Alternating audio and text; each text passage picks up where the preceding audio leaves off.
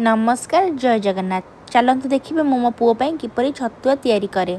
से लगी मो पतला चूड़ा नहीं ता सहित ओट्स नहीं, काजू नहीं, आलमंड नहीं, मखना नहीं, बुट नहीं, गहम नहीं। आपण आपण पसंद अनुसार नहीं पारे। प्रथमे मो चूड़ा को भल भाव भाजीदेली, ताकू गोटे बड़ पात्र को कन्वर्ट करी।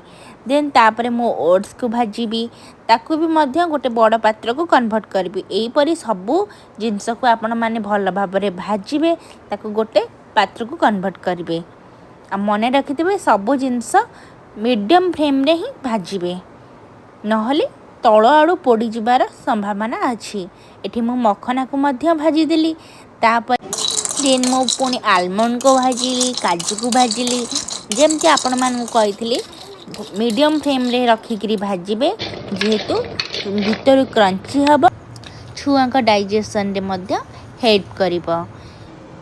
एथिरे प्रचुर परिमाण में विटामिन अच्छी। आपण माने बाहर सेरेलाक बदल रे ए सब आपण छुआ को दे पारिबे। ए सब को मुबे भल भाव रे ग्राइंडिंग कर देबी।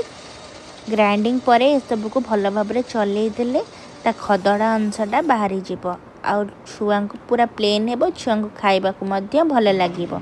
देखंतु मोर एठी मु सब किछि ग्राइंडिंग करि सारिलेनी। तो मोर एतिके ग्राइंडिंग हैला, तो आकु चलतु एबे चलई दबा। एठी गोटे चालुनी साहाय्य मु सबू को चलई दउछि। ए छतुआ सतरे बहुत टेस्ट लगे। आपण माने चाहिए छुआ को एथिरे गुड़ भी ऐड करी दे पारिबे। देखंतु एतिकी छतुआ बाहरिला। तो एठी मोर पूरा डब्बाई छतुआ रेडी हो गला। एंड मो हालत।